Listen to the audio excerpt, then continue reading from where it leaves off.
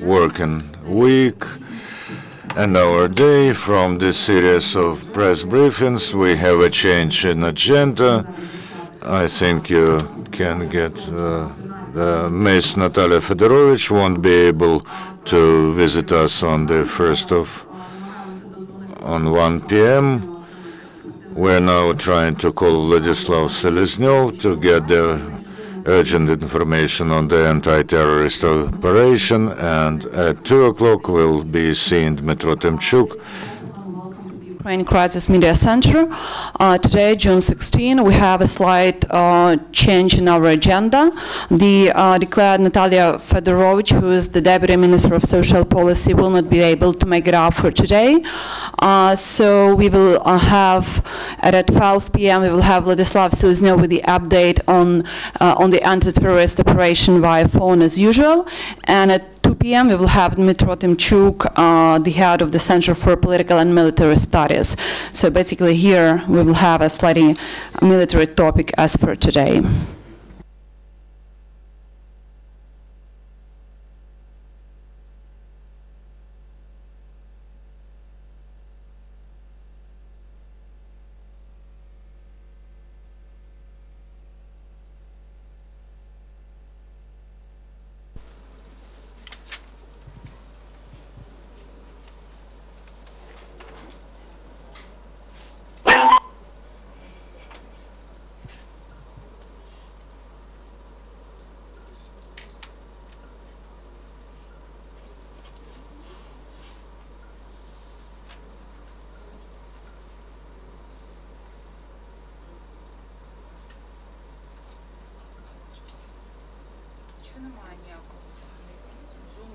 Ваш виклик переадресовується на автовідповідач. Будь ласка,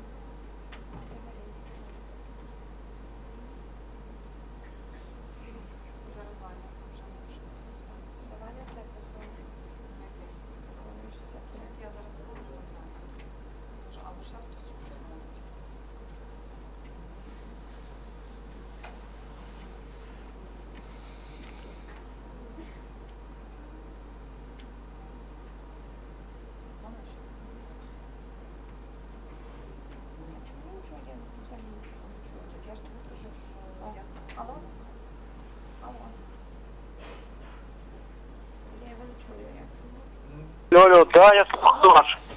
Да, слухаю вас. Пане Владислав, доброго дня. Доброго дня. Hello, Vladyslav. Good morning, good afternoon. Do you hear us? Yes, I hear you well. Do you get me well? We get you well. And we hope that we will be hearing you for another 15 minutes. The Ukrainian Crisis Media Center, could you please tell us about the situation now And what are the major news? What is the major news? The situation in the districts of the anti-terrorist operation is tense, and if our forces are performing their tasks that are defined according to the laws of Ukraine. Could you please speak slower, because our translators cannot catch up with you. We are providing for the defense of the state border of Ukraine. Second, we continue to block bandits in the settlements where they are at the moment. We provide for the safety of movement of peaceful residents who want to leave the territory that is being controlled by militants. How many people were able to leave the territory?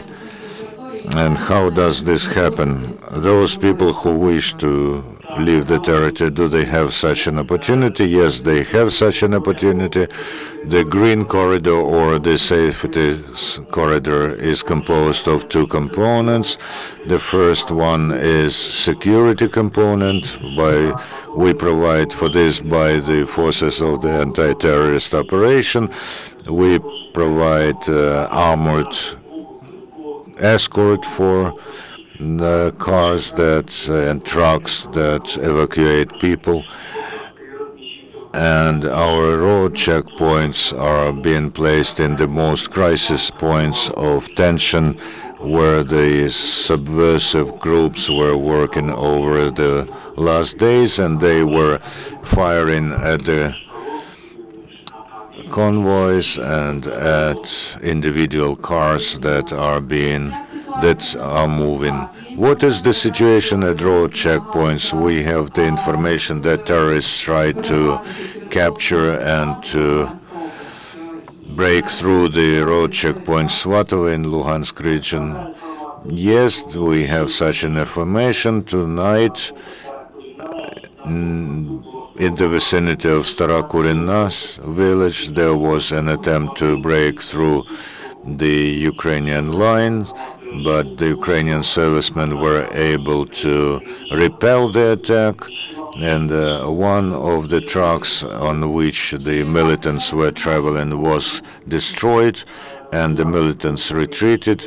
There are no losses on the part of Ukrainian servicemen, and according to the information that we have just got from Slovyansk, our road checkpoints were also fired at tonight, and the militants are constantly trying to break through the circle, and they are defining the fire points of Ukrainian servicemen, and they are firing with mortars. At the moment, the mortar of caliber 82 is firing at the positions of Ukrainian servicemen who are at the bend of at the fork of the highway to Slovyansk and Krasny Liman. The militants have again deployed their forces where there are road repairs and where the Donbas Energo people are working. We have the task to renew the work of the electric energy station that provides for the water supply, and we are providing for the security of these specialists so that Slovyansk gets drinking water. So what is the situation now in Slovyansk and other hot points?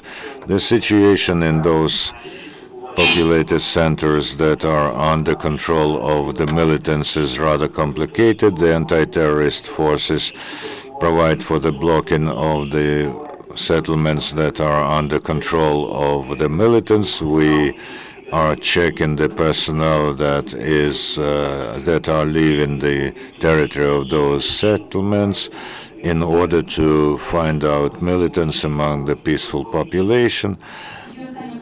And the last question from me, and then there will be questions from journalists. In Mariupol, is the situation entirely under control?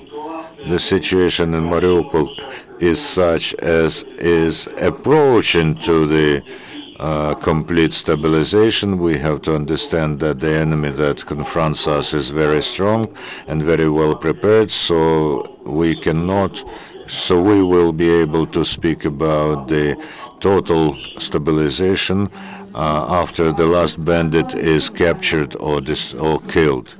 Any other questions from journalists, please?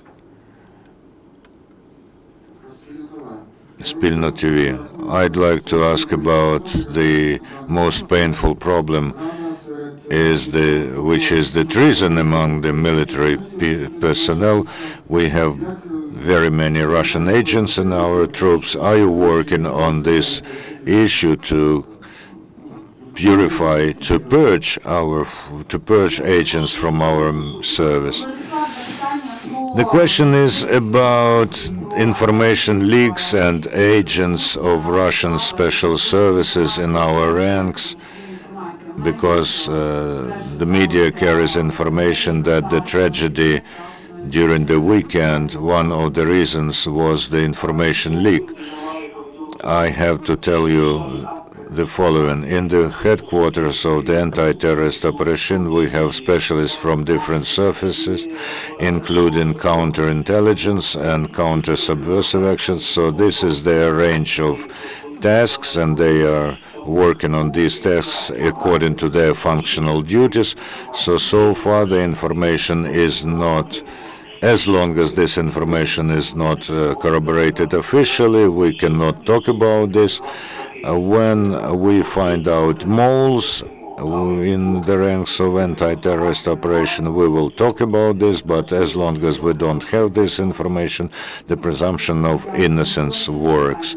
Any other questions, colleagues?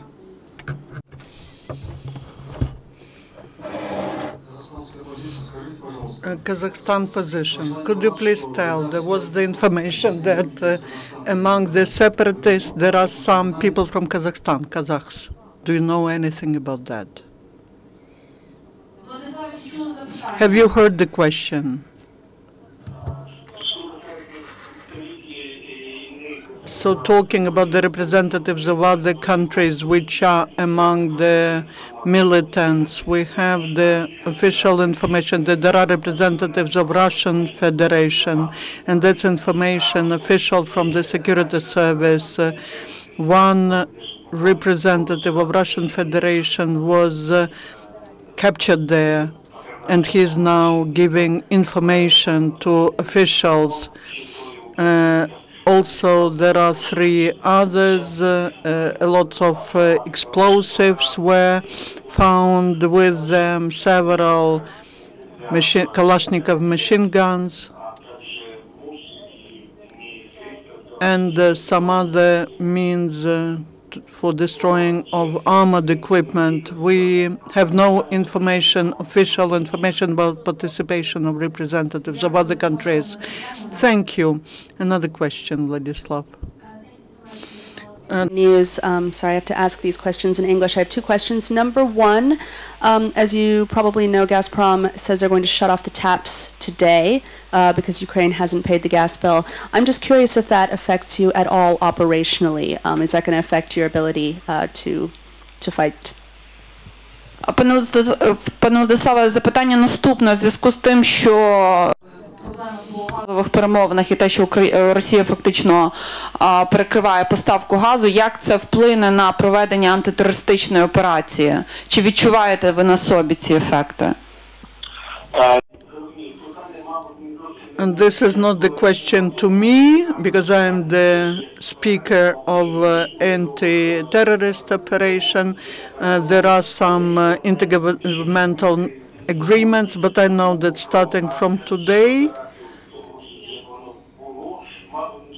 probably we are not talking about ATO the same way as it was happening before, because what's happening in the zone of ATO now is basically happening in the format of the real war. Now we are talking not about the state border, but about the front line.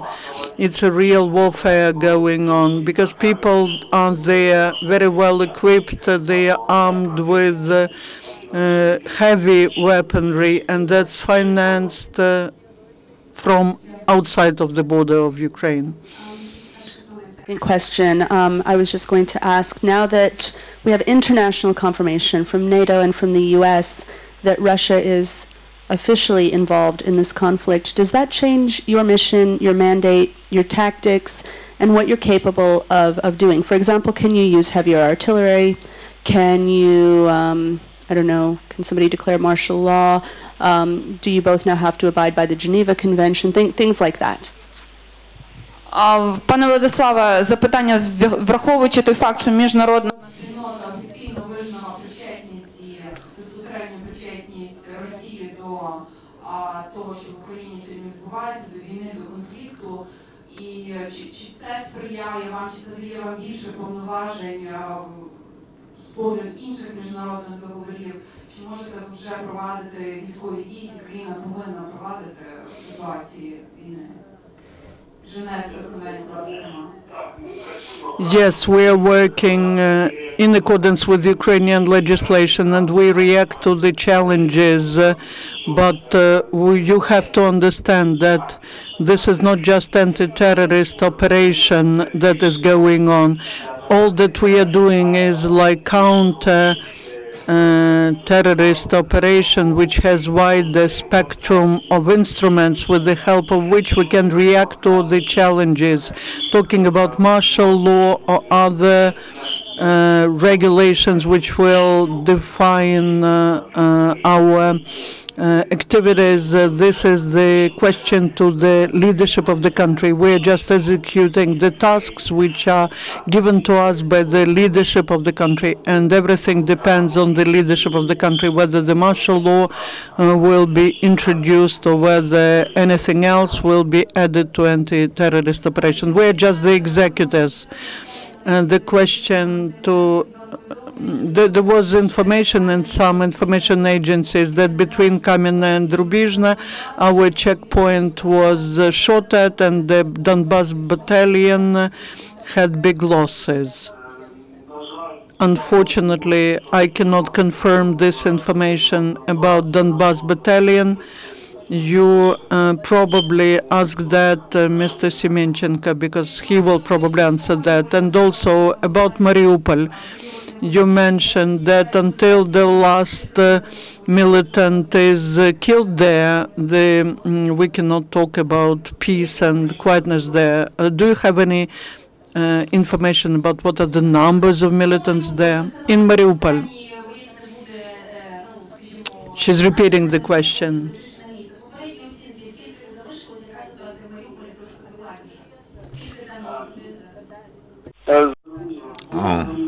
As far as Mariupol is concerned, we are conducting measures within the framework of the anti-terrorist operation. You know that the functioning of bodies of authority have been restored and other services that provide for the life in the city. However, we have to also conduct measures to reveal among peaceful residents the militants who are hiding in order to try to escape responsibility. So we are now going on with this work, and our task is to fully restore peace and calm in the city so that peaceful residents of Mariupol feel safe. As far as new kinds of armaments are, modern armaments are concerned, what is the situation with means of protection of our servicemen? Could you please repeat the question? New kinds of armaments, do you have enough of them? Do you use them? And does it help you? Which arms do you mean? Which weapons? APC-4. Yes, we have in the National Guards of Ukraine several APCs-4, including the sanitary APC. During the anti-terrorist operation, this technology showed itself well, and it does perform tasks, and we can say that it is efficient and is efficient during the anti-terrorist operation. Do you get new equipment at the moment? Yes, we have some of them, also some other, but you have to understand that the biggest asset of the anti-terrorist operation are our military personnel from the armed forces, from the National Guards and other formation, because it is due to their discipline and patriotism we reach the tasks. The UN Habitat program said that do we need the program to evade the humanitarian disaster, and can we speak of a certain level of humanitarian disasters there? You know, the challenges that the current year will bring us has to combine forces of all the stakeholders and interested institutions and bodies of authority that have, by joint effort, to work out the tools to stabilize the situation in the east of Ukraine. And only with the joint efforts of all these institutions we will be able to overcome the problem. This is not just the problem of anti-terrorist operation or Luhansk or Donetsk regions. This is the global problem that has to be solved due to peaceful negotiations. But in order to achieve this, we have to consolidate forces of the entire global community. Do you have information on the shooting by firing squad of Vyacheslav Ponomaryov, the so-called people's mayor of Pervomay? How do you assess this? As soon as we have the official confirmation or any facts about the fact that Mr. Ponomaryov was shot by firing squad or any other documented proof of this, then we will be able to talk about the fact that this man is no more. Before this, it is not feasible to talk about this, and because we can presume that in such a way Mr. Ponomaryov tries to avoid responsibility for his actions in Slavyansk. Information Resistance has published information about 7 groupings in Luhansk region. Some of them are local and some of them are mercenaries. What's your evaluation? How many groupings? Where are they located and who commands them? The information is operational. You have to understand that this information cannot be revealed in order to preserve the efficiency of the actions of anti-terrorist operation aimed against bandits. Yes, responsible structures have this information and about the basis and location and how they are armed, the bandits, and we are working along these lines. And I think that what we do is efficient, and we aim at blocking and destroying the militants. Thank you very much, Vladyslav. Thank you for the up-to-date information. Take care, and we will contact you again as soon as there's some news. Thank you very much. See you later.